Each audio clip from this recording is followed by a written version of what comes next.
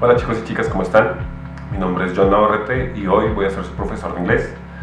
En esta sesión, en este video, vamos a ver en un primer momento el apartado del marco común de referencia europeo, cómo nos evalúa el examen, qué competencias también evalúa el examen en el apartado de inglés. Anexo también vamos a ver las características de las pruebas, todas las partes de la prueba, las cantidades de preguntas, qué tipos de preguntas encontraremos en el examen y a su vez vamos a ver un par de ejemplos en cómo se formulan y cómo se cuestionan estas preguntas para asimismo poder empezar a hacernos una idea de cómo va a ser el desarrollo y cómo va a ser el desempeño total de la evaluación del examen. El marco común europeo de referencia es el marco con el cual a nosotros el examen nos evalúa nuestro nivel de inglés. Más allá de la puntuación en cuanto a las preguntas que podamos solucionar, este marco común europeo de referencia es quien nos dice en qué nivel de manejo del idioma nosotros nos podemos ubicar. Este marco es lo que nosotros tal vez conocemos un poco más como el nivel A1, A2, B1, B2, C1 y C2 del examen. En este sentido vamos a explicar qué implica o qué se considera cada nivel del examen para así mismo poder empezar a dar una definición completa de qué evalúa y cómo se evalúa el examen. En el examen, en un primer momento vamos a encontrar un nivel que es el menos A1. Este nivel categóricamente no está considerado dentro del marco común europeo de referencia, más conocidos como por sus siglas como el MCER.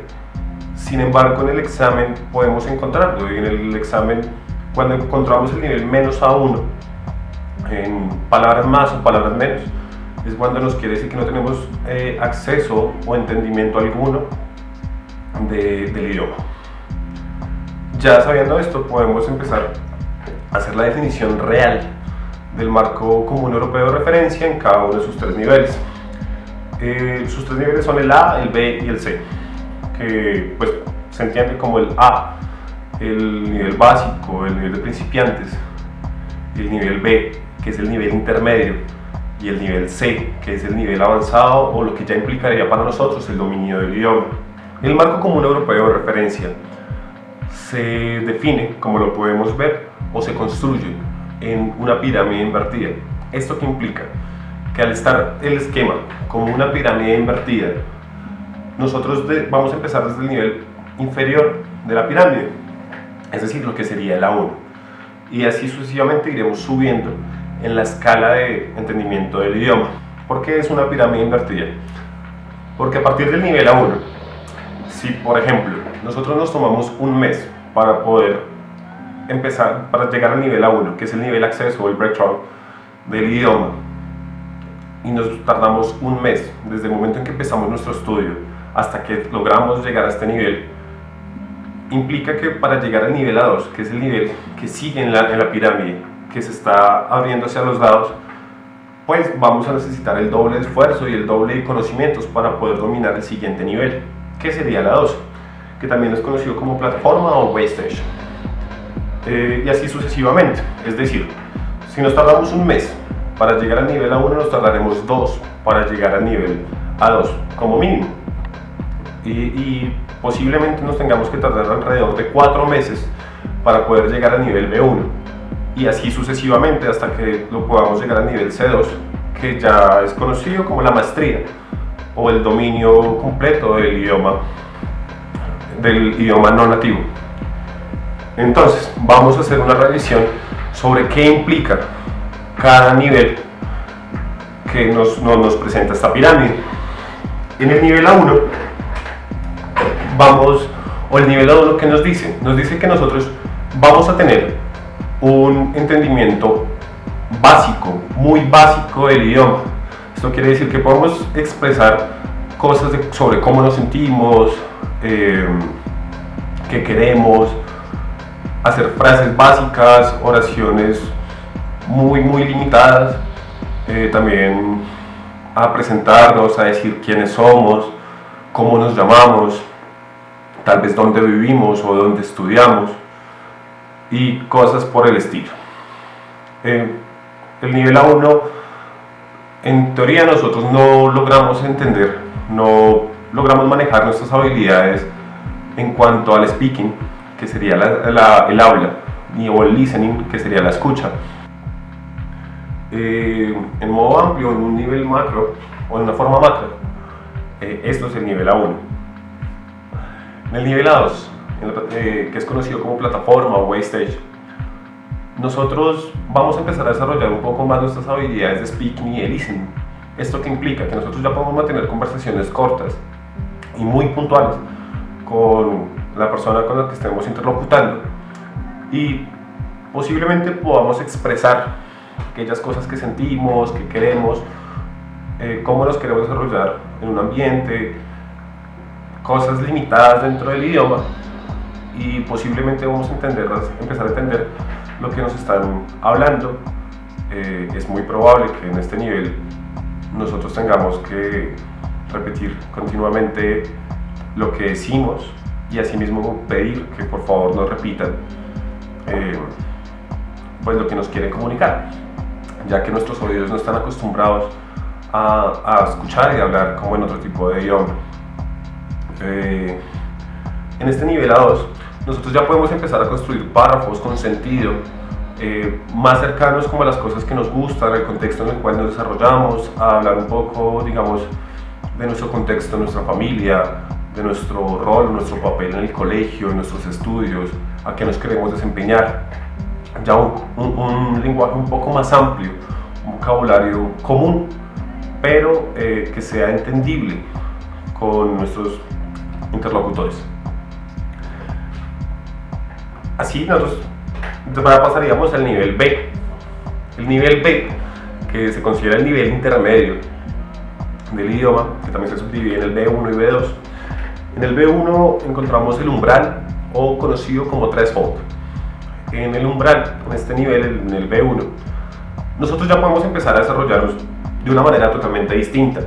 Es decir, ¿esto qué implica? Nosotros ya podemos empezar a construir no solamente párrafos, sino textos de una página, dos tal vez, donde podamos hablar de las cosas que para nosotros son conocidas, que para nosotros son comunes.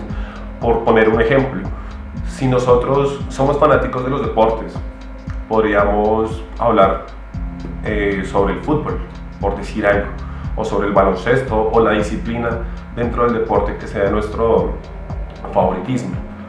Podemos empezar a comunicarnos por qué nos gusta esto, porque entendemos ese tipo de cosas, y así con diferentes situaciones que nosotros conozcamos y de alguna manera dominemos en el español, que pues es nuestro idioma nativo.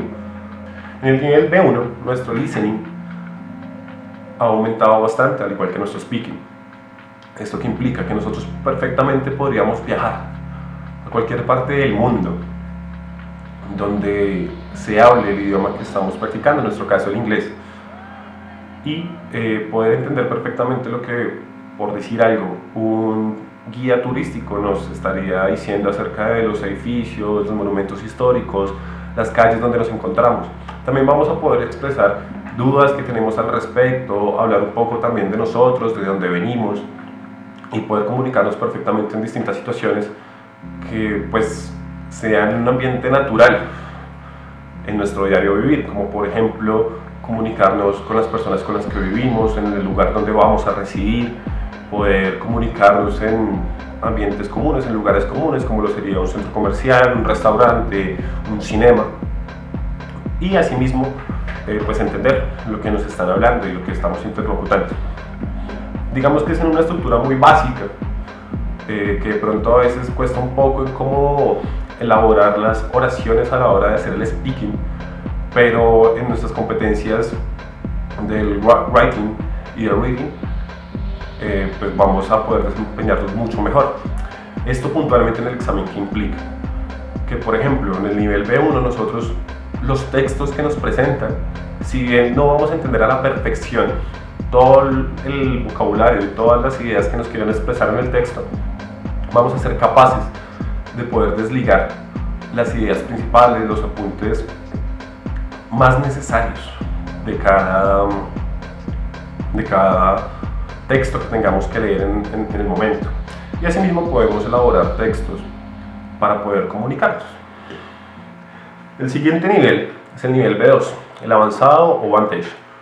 En este nivel ya nos empieza a decir a nosotros que tenemos un dominio, por decirlo de alguna forma, bastante útil del lenguaje.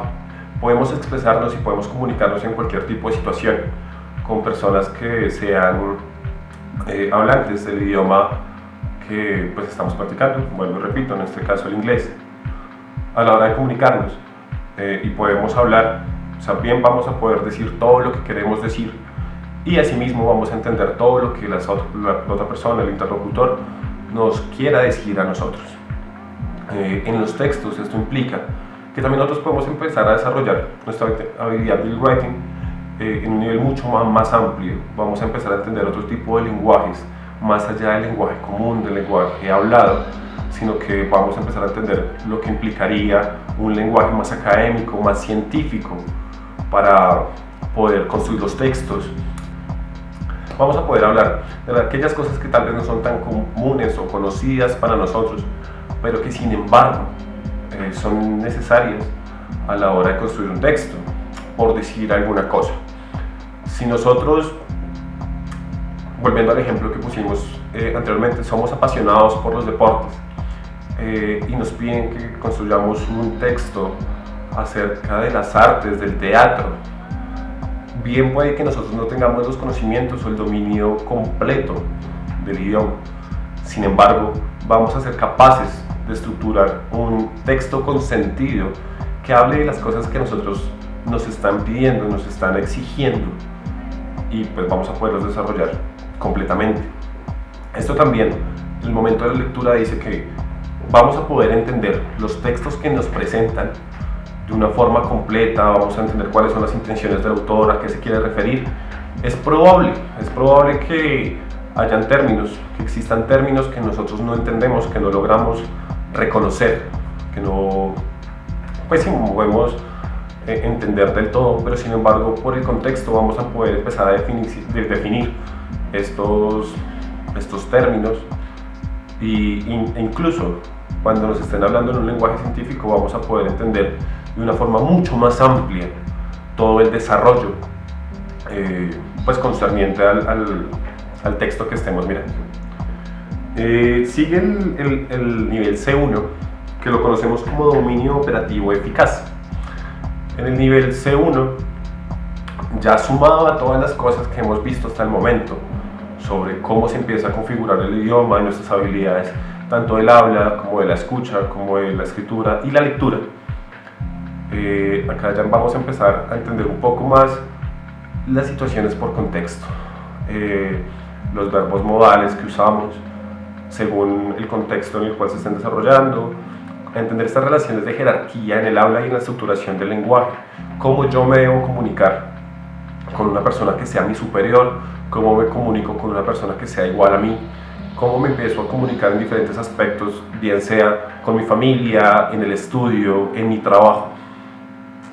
En el nivel C2, que es la maestría del lenguaje, nosotros ya sumados a todas estas situaciones todas estas habilidades que encontramos en los diferentes niveles, también vamos a poder entender a tener un dominio completo sobre los tiempos verbales en los cuales nos estamos acomodando a la hora de hablar. Vamos a mantener un acento al hablar. ¿Qué implica esto?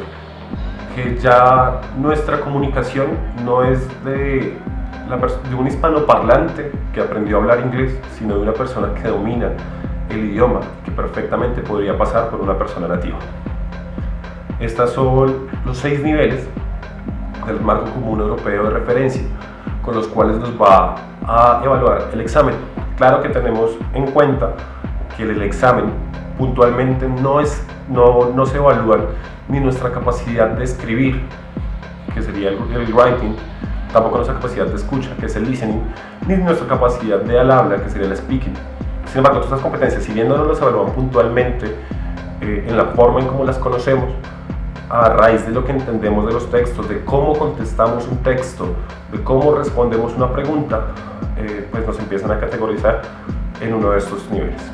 Lo siguiente que vamos a ver en este video son las competencias que evalúa el examen en el apartado de inglés.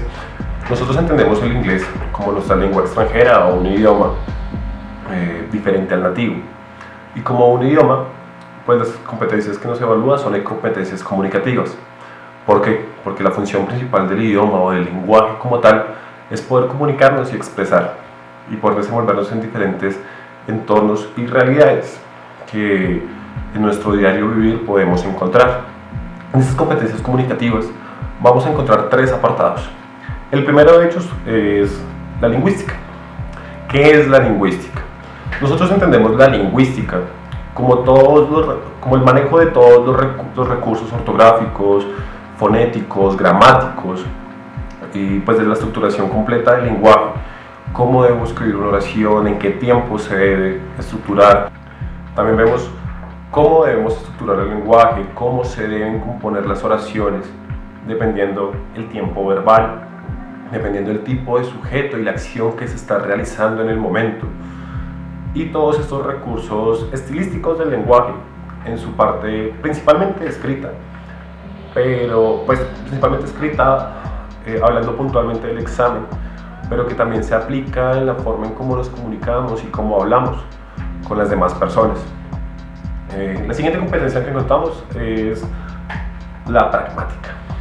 La pragmática, dícese de cómo manejamos todos estos recursos que encontramos en la lingüística, cómo usamos la ortografía, la gramática, la forma, la semántica para estructurar las oraciones, para poder generar textos con sentido, para poder comunicarnos, para poder establecer oraciones secuenciales, una tras otra, que en su conjunto, en su totalidad, puedan construir un texto y puedan expresar aquellas cosas que nosotros queremos hablar, asimismo como el uso de conectores.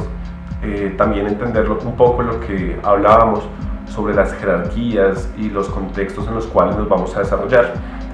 Hablando un poco también de los contextos, nos lleva a la siguiente categoría, que pues nos estamos viendo de una forma un poco amplia. La siguiente categoría es la sociolingüística. ¿Qué es la sociolingüística? Si nosotros ya entendemos qué es la lingüística y cómo son los recursos de la forma de cómo se estructura en el lenguaje hablado y en el lenguaje escrito, la sociolingüística nos habla en cómo debemos comunicarnos y cómo se desarrolla el lenguaje según en el contexto en que nosotros nos estemos pues desenvolviendo en este momento.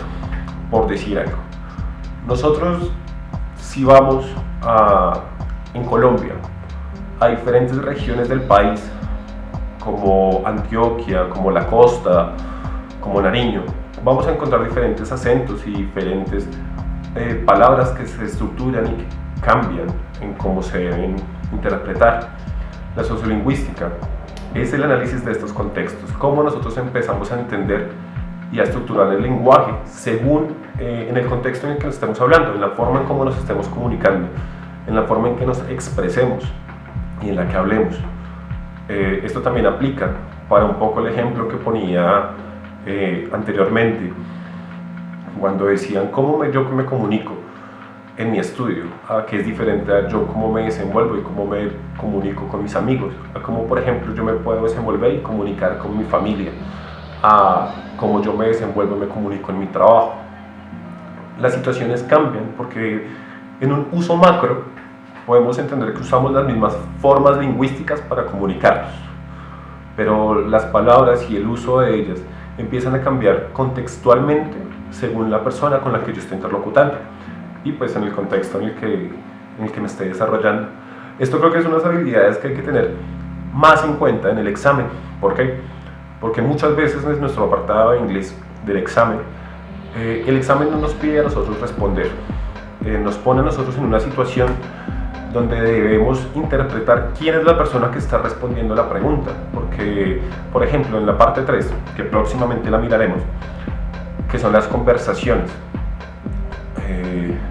nosotros podemos estar respondiendo la pregunta no como nosotros, que estamos presentando el examen del ICFES, sino como una abuelita que está hablando con su nieto, o como un gerente que está hablando con sus empleados, o podemos estar también hablando perfectamente en una relación de pareja.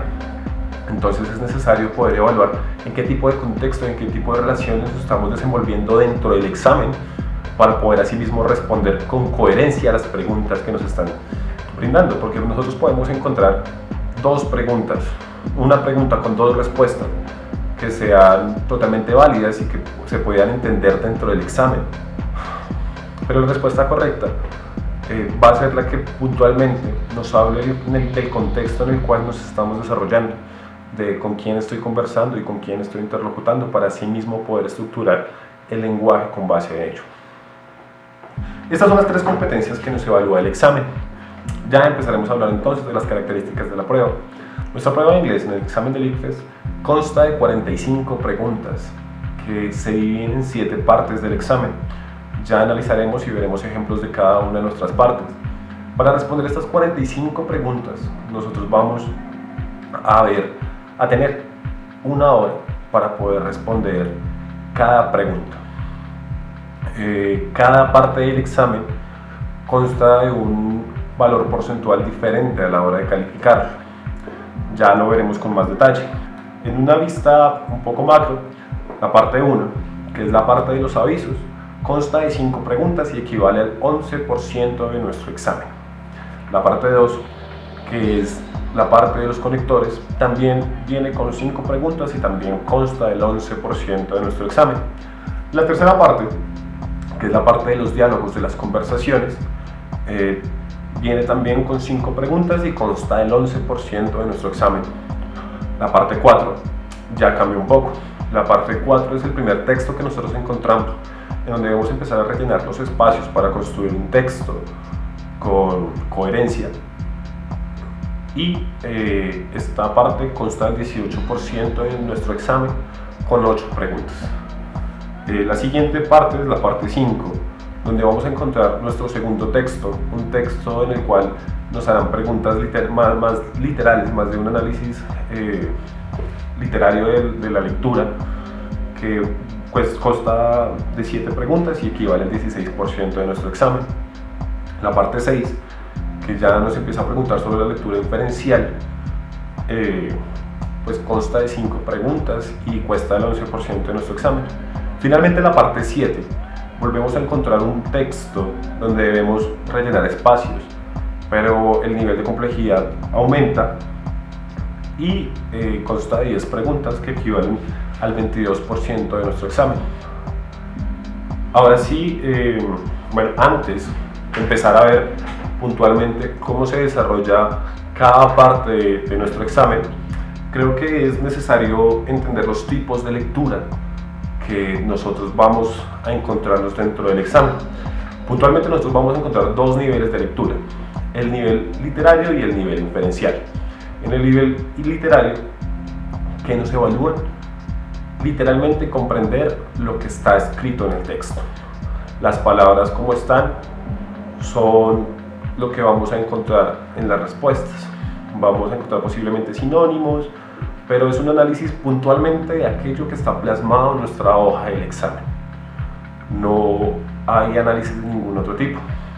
Y vamos a encontrar el nivel inferencial de lectura, que de pronto requiere un poco más de nuestra atención, porque ya no, las preguntas no están enfocadas, o el análisis literario no está enfocado a lo que está plasmado puntualmente en el texto, sino en lo que nosotros podemos leer entre líneas, las intenciones de cómo se estructuran las palabras, de cómo se estructura el texto, qué nos quiere decir, qué podemos aprender de ello, cuál es la intención de encontrar un texto de este tipo. Ya conociendo esto y teniendo esto como base, podemos pasar a ver el análisis de las preguntas que vamos a encontrar. La parte 1 de nuestro examen consta de 5 preguntas, donde vamos a encontrar avisos. Avisos que están compuestos de 2 o 3 oraciones cada uno y van a tener 3 opciones de respuesta. La forma de contestar estos avisos es responder en dónde nosotros podemos encontrar estos avisos. Hay veces que los avisos de pronto pueden aparecer, o en nuestro diario lo podemos entender como que aparecen en diferentes lugares. Sin embargo, aquí es donde debemos apelar a la lógica y en dónde sería más común y más probable yo encontrar un aviso que diga puntualmente lo que encontramos pues en el texto. Vamos a ver dos ejemplos de cómo se desarrollan y cómo se desenvuelven estos avisos. Aquí, ¿cómo lo podemos ver? Entonces, dice: Please put the books on the correct desk. A. In a school. B. In a clothes shop. C. In a toy store.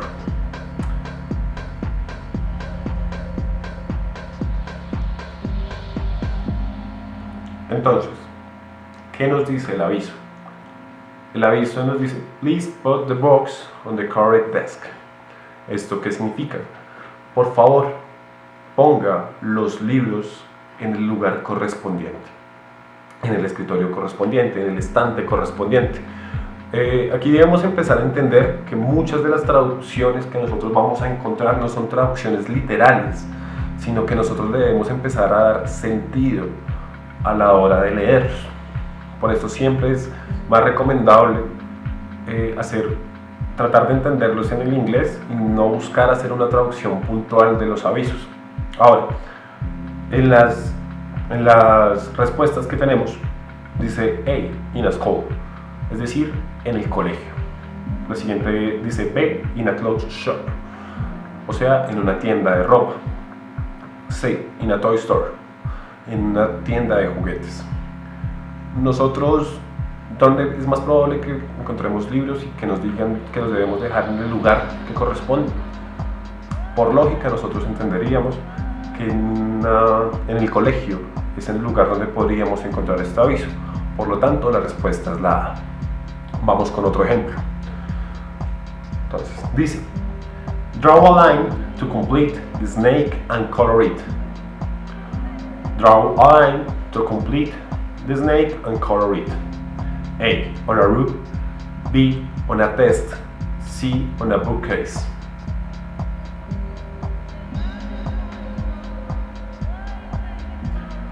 Ok. ¿Qué nos dice el texto? Draw a line to complete the snake and color it. Es decir, dibuja una línea para completar la serpiente y colorearla. ¿Dónde es probable que encontremos este aviso? A. On a roof. B. On a desk. C. On a bookcase.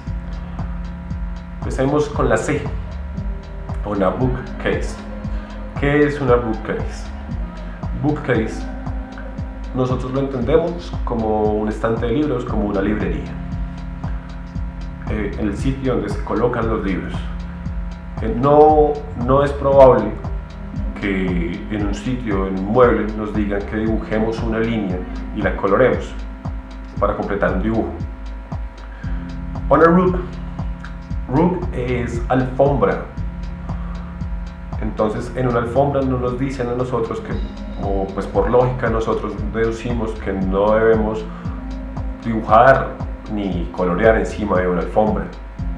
Por lo tanto, nos queda una test en una prueba, en un examen, que es probable que nos encontremos una test, en una prueba, en un examen. Entonces aquí es donde nosotros nos preguntamos, ¿es probable encontrar este tipo de avisos en una prueba o en un examen? Claro, tal vez no es común para el nivel académico en el cual nosotros nos encontramos en estos momentos, pero sin embargo es el lugar más común en donde pues nosotros vamos a encontrar un aviso de este tipo. Parte 2 del examen, los conectores. Conectar oraciones con palabras que bien pueden ser sinónimos de lo que nos está describiendo la oración, o puede ser la oración la definición de la palabra que encontremos en la lista de respuestas. Por lo general, estos conectores y estas definiciones o estas oraciones se encuentran dentro de una temática común. Todo está hilado bajo el mismo concepto. No nos van a preguntar en un primer momento sobre instrumentos musicales y después nos van a hablar de política, sino todo va a estar encaminado en un mismo eje temático. Por ejemplo, en este ejemplo que estamos viendo en pantalla, el eje temático es la ropa y los accesorios a la hora de vestir. Entonces vamos a desarrollar este ejemplo. En esta parte de la prueba, como lo pueden ver, vamos a encontrar 5 preguntas, que en este caso vemos 6, pero en el examen encontramos 5 preguntas y vamos a encontrar respuestas de la A a la H.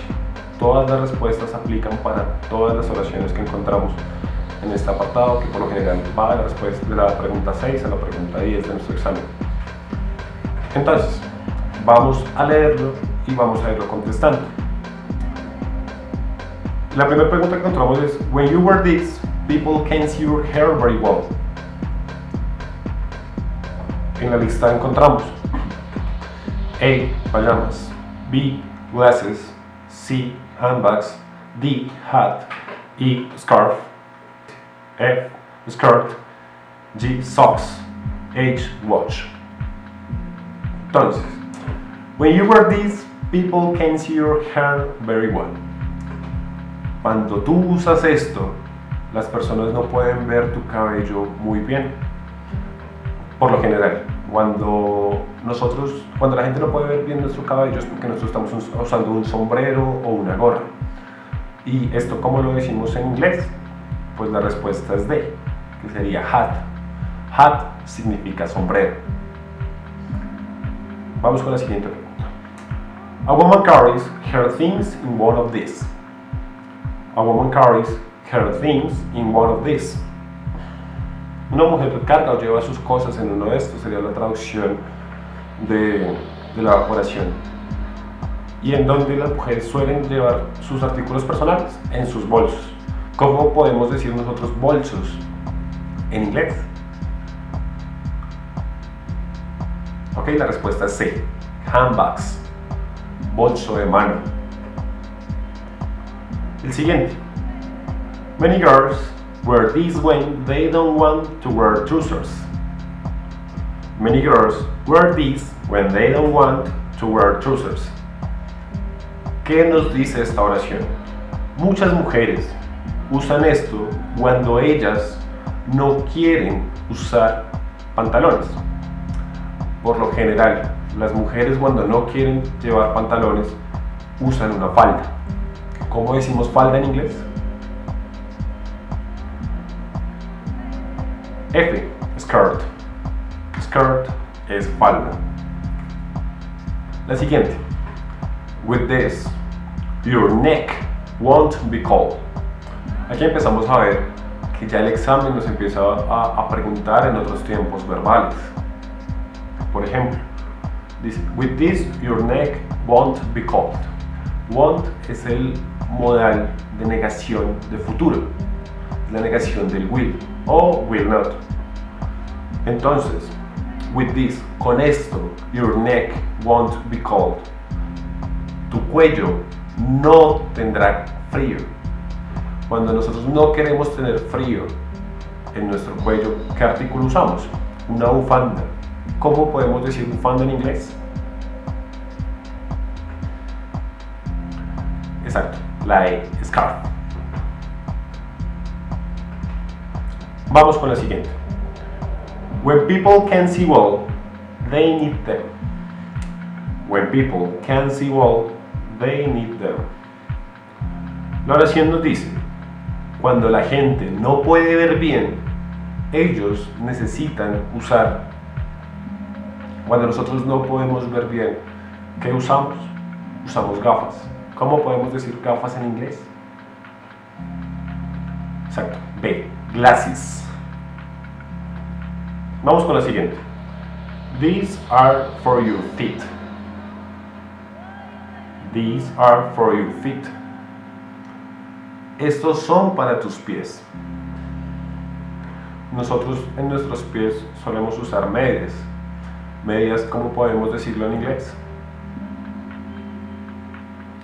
G, socks.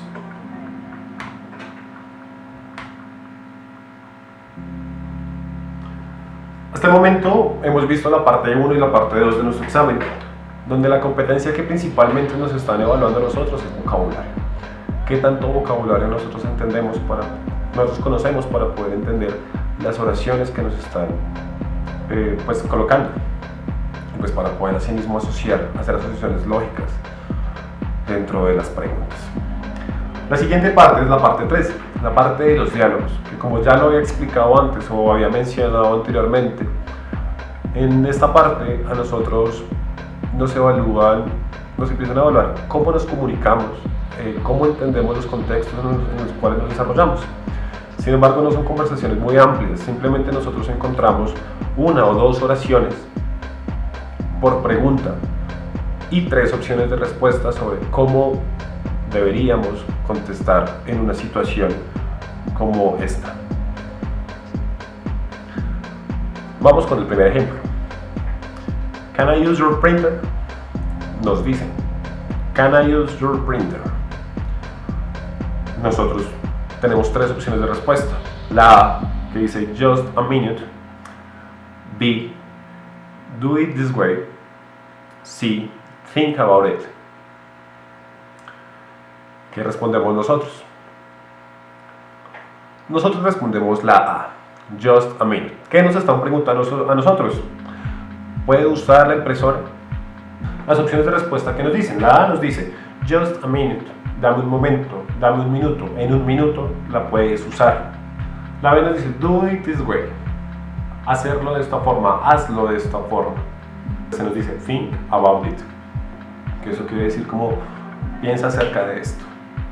Por lógica nosotros entendemos que la forma más común de responder cuando nosotros nos dicen que si pueden usar algo que nosotros estamos usando es decirle dame un momento y ya la puedes usar tú.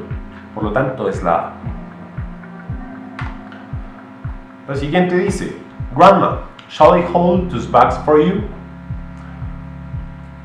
A, I'm not afraid. B, what's the matter? C, that's fine. ¿Cómo responderíamos esta pregunta?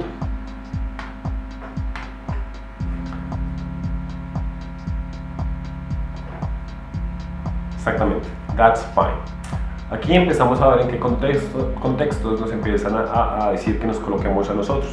Nos estaba hablando, nosotros quiénes somos en esta pregunta. Nosotros somos una abuela.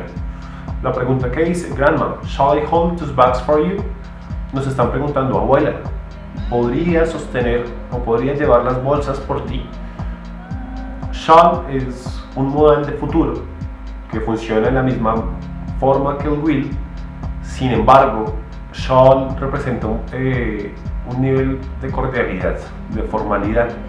Por lo general se usa cuando hay relaciones de jerarquía, como en este momento nosotros como nietos deberíamos tener con nuestra abuela. Sin embargo, en esta pregunta nosotros somos la abuela, porque nos están preguntando, Grandma, o sea, nosotros los que respondemos. Shall I hold those bags for you? Entonces la respuesta dice, I'm not afraid. Yo no tengo miedo. No coordina con lo que nosotros podríamos o deberíamos responder ante una pregunta de este tipo. La respuesta B dice, what's the matter? Que what's the matter dice como, ¿qué pasa? No, tampoco tiene coherencia a la hora de responder lo que nos están preguntando. La respuesta C dice, that's fine, está bien. Nosotros responderíamos que está bien cuando nos preguntan si pueden llevar las bolsas por nosotros. Pues efectivamente sí. Por lo tanto, la respuesta es la C. Finalmente encontramos esta pregunta que dice, how much is that umbrella? How much is that umbrella? Básicamente nos están preguntando cuánto cuesta esta sombrilla. Encontramos la respuesta A que dice anything else. B, $15. C, cash only. La C, cash only, significaría como solamente efectivo. La B dice $50 y la A dice algo más.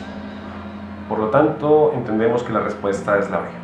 Muy bien, ahora vamos a ver la parte 4 del examen. Esta parte que implica o que nos evalúa. Como lo contaba anteriormente, en esta parte vamos a encontrar 8 preguntas de un texto, el primer texto que nosotros encontramos, que por lo general oscila entre los 3 y 4 párrafos. Un texto que es un poco fácil de entender, viene en un lenguaje común y nuestra tarea, por decirlo de alguna forma, dentro del texto es rellenar los espacios que hay en el texto. Cada espacio consta de 3 opciones de respuesta, o cada pregunta consta de 3 opciones de respuesta. Y pues bueno, vamos a ver el siguiente ejemplo, en el cual vamos a tener el texto en pantalla y yo lo voy a ir leyendo. Vamos a ir leyendo paulatinamente el texto y respondiendo conjuntamente las preguntas. Coffee. Coffee is popular around the world. Over the past centuries, few subjects have been as carefully studied as coffee. Its most important component is caffeine, and it has lots of benefits. Coffee has been well known since the beginning of the 14th century, when Sufi Yemen started using coffee to stay alert during special activities. It became a popular medicine among Europeans in the 1600s. Caffeine was first described in the 1800s by Ferdinand Runge, a doctor that found out some effects that coffee has on people. Some people say drinking coffee isn't good, but doctors say you mustn't believe this. Thanks to caffeine, you don't get hungry. Coffee can also reduce itches and blood problems. While many people believe coffee is bad, studies show it is good for your heart. Así, encontramos entonces en la parte 4 cuál es la forma de darle concordancia y sentido a un texto a medida que lo podemos ir leyendo y lo podemos ir desarrollando. En la parte 5 vamos a encontrar un texto que tiene una extensión aproximada de entre 4 a 5 párrafos, en donde las respuestas van a estar enfocadas directamente, como lo veíamos antes, en el análisis literal del texto que encontremos. Es decir, las preguntas que van a aparecer a continuación van a estar enfocadas directamente en la lectura del texto y en la información que nos brinda el mismo. Por lo tanto, vamos a hacer la lectura del siguiente texto y vamos a desarrollar las preguntas a continuación. James Salter's Days in Film. James Salter was a pilot in the United States Air Force. He abandoned the military profession in 1957 after the publication of his first novel, The Hunters. He is best known as a novelist, but during the 60s and 70s he worked in filmmaking.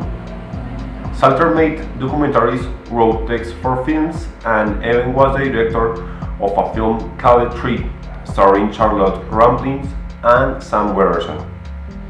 Impassioned Falsehood, which was adapted from Salter's book Burning the Days, published in The New Yorker in 1997. Salter tells the history of his life in film. Salter's time in the film world is both good and bad. In Rome, he met directors and stars. In New York, he explored the city with Robert Redford and enjoyed being famous. Deborah Treisman and Michael Lager have talked about Salter. Nick Baumgartner, in the last book, describes Salter's opinion about his film career. Of 16 texts for movies, only 4 were popular. There was money, attractive women, an interesting room, where there were stories more for the dinner table than for the page. Salter thought he was wasting his time. Perhaps he wasted his time in a larger artistic way, but it still makes for aesthetic reading. The last book is available to everyone in online histories. Muy bien, una vez ya que hemos realizado la lectura del texto, vamos a proceder a responder las preguntas de esta parte 5 que están guiadas pues con base en el texto que acabamos de leer. La primera pregunta nos dice: James Salter is famous for A. His books, B. His movies, C. His plays. La respuesta correcta es his books, ya que en el texto nos cuenta que los libros que ha escrito y las se han vuelto adaptaciones que han pasado a la pantalla grande o al mundo del cine como lo conocemos nosotros. La siguiente pregunta nos dice: James Salter played an important part in the making of movies from A. 1960 to 1979, B. 1960 to 1970, C. 1960 to 1985. La respuesta correcta es 1960 to 1979, debido a que en el texto en una parte nos dice, en el primer párrafo, en el tercer renglón, nos dice he's best now as novelist, but during the 60s and 70s, es decir, durante los años 60 y los años 70. Estas décadas corresponden de 1960 a 1979. La siguiente pregunta nos dice: Passionate Falsehood is A. newspaper, B. a play, C. a movie.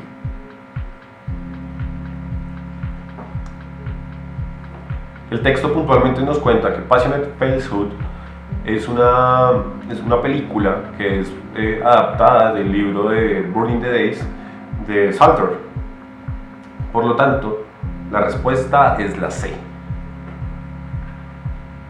La siguiente pregunta nos dice: Salter had nice and difficult time in his A. 18 years, B. big screen work, C. visit to one city.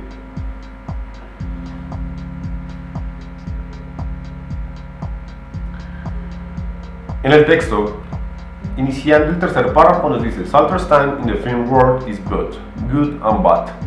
Es decir, el tiempo de Salter en el mundo del cine fue bueno y fue malo. Por lo tanto, podemos interpretar y definir que tuvo momentos buenos y dificultades durante este tiempo. Es decir, durante el tiempo que estuvo en el mundo del cine. Por lo tanto, es la B, en el tiempo en el que él trabajó en la pantalla grande. La siguiente pregunta nos dice: The last book was written by A. James Salter, B. Deborah Treisman, C. Nick Baumgarten.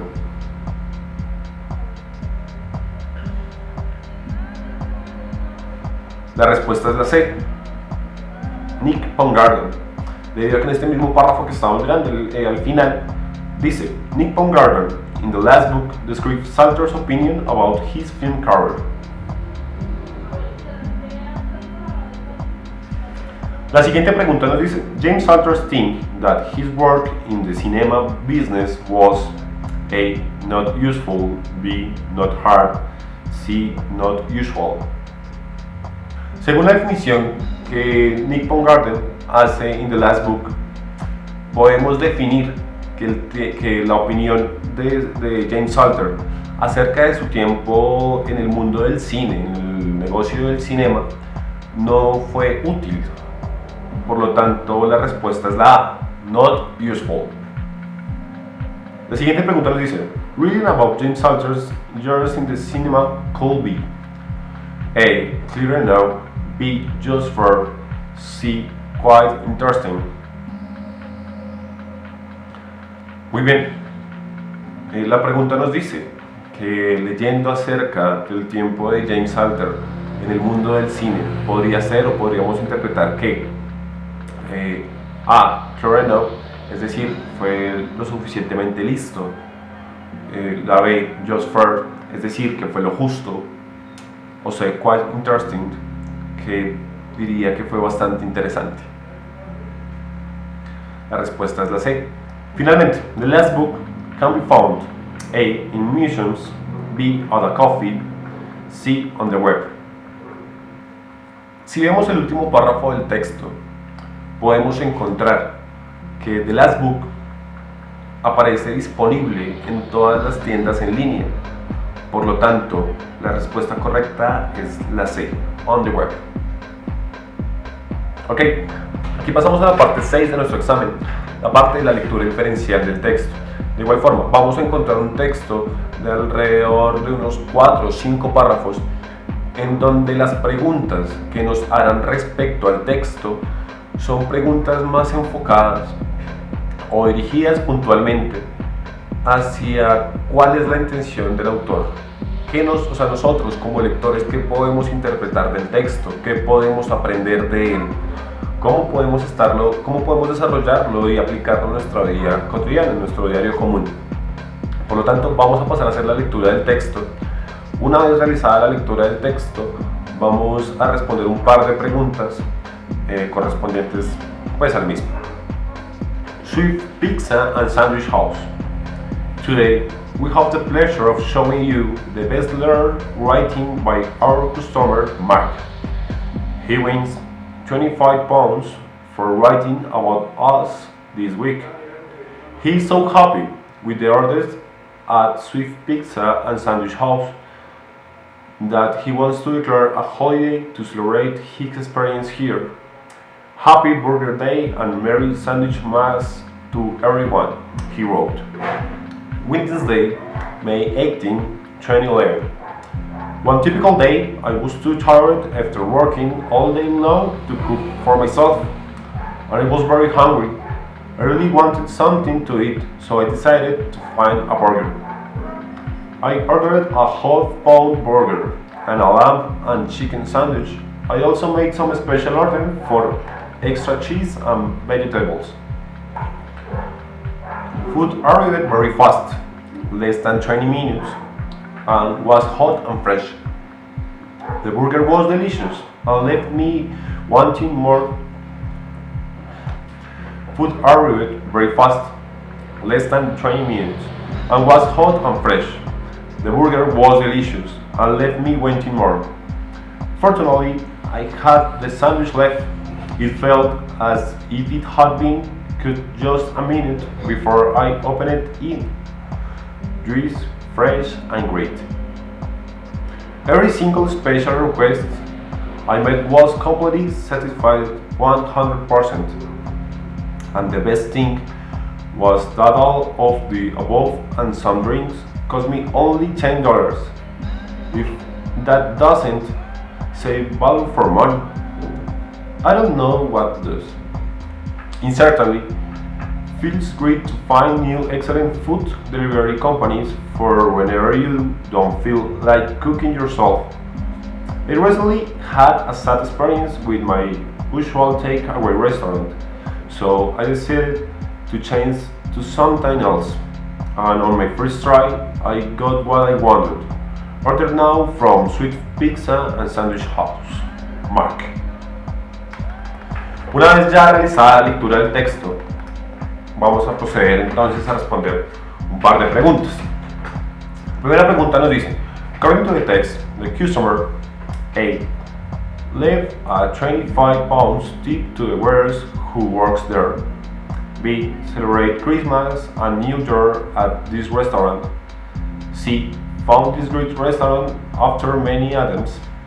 D. Posted an excellent review about this restaurant.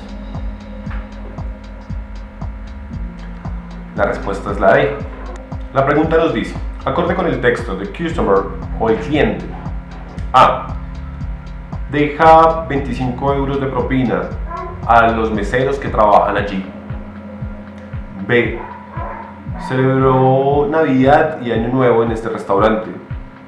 C. Encontró un gran restaurante después de muchos intentos. D. posteó una excelente reseña acerca del restaurante. En el texto, puntualmente no responde a ninguna de estas preguntas. Sin embargo, si vemos en el texto, él no dice que gana 25, que no dice. Ahora bien, si vemos en el texto, no nos dice que él dejó 25 euros de propina. Lo que nos dice es que él ganó 25 euros por postear la reseña del restaurante. En la respuesta B, él en ningún momento nos dice que celebró Navidad o Año Nuevo en el restaurante, sino hace una metáfora con los nombres de los productos que venden en el restaurante. En la C nos dice que encontró entonces el restaurante después de muchos intentos. Sin embargo, en la parte final del texto nos cuenta que estaba probando nuevos restaurantes y encontró esto en su primer intento. Por lo tanto, esta también queda descartada. Por último, nos dice que postea una excelente reseña acerca del restaurante. Podemos ver que en efecto, pues hace pública una reseña del restaurante donde habla muy bien de él. Por lo tanto, la respuesta es la D. La siguiente pregunta nos dice: It can be inferred from the text that Mark A. does not like cooking food for himself. B. almost always eats hamburgers.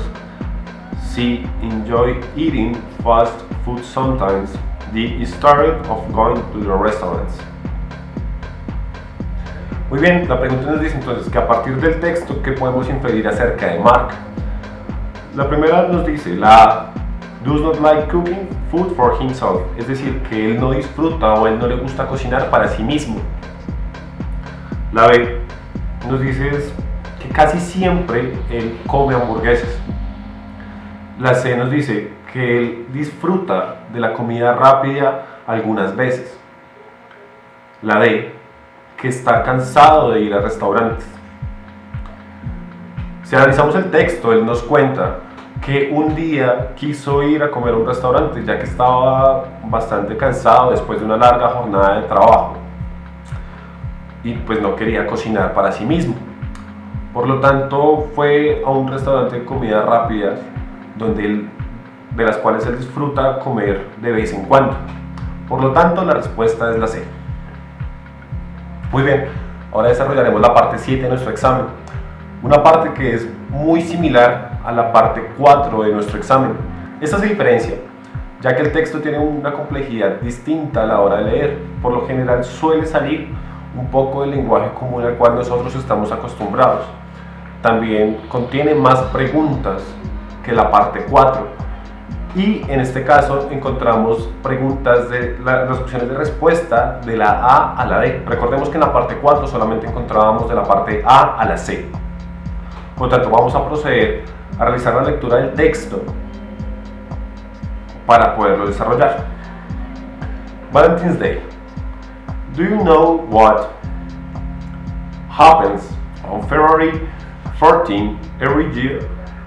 Many people exchange gifts, chocolates, cards, and flowers. This is done to celebrate Valentine's Day. It's always a lot of fun to get a card or some chocolates, but